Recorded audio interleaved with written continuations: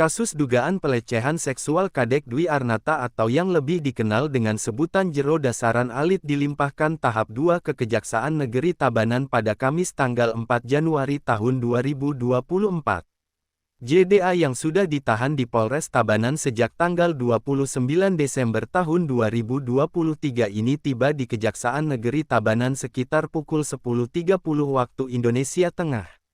Saat ditanya bagaimana perasaannya terkait pelimpahan kasusnya, JDA hanya melontarkan satu kata.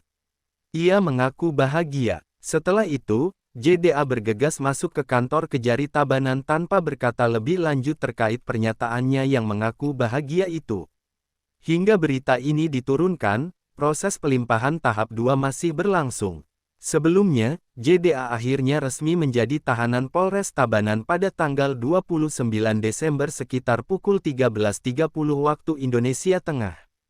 Alasan penahanan menurut Kasat Reskrim Polres Tabanan AKPI Komang Agus Darmayana saat itu karena tersangka tidak memenuhi kewajibannya untuk wajib lapor pada minggu lalu.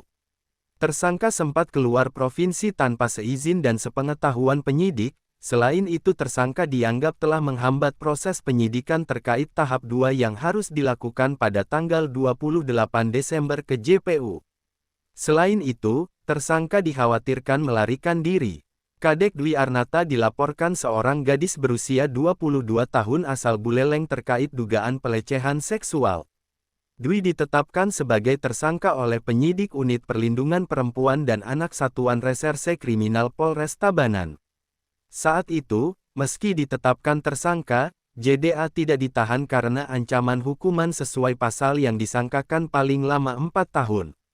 JDA dalam kasus ini disangkakan melakukan perbuatan pelecehan terhadap tubuh yang mengakibatkan turunnya harkat dan martabat seorang wanita sesuai pasal 6 huruf A dalam Undang-Undang Nomor 12 Tahun 2022 tentang Tindak Pidana Kekerasan Seksual.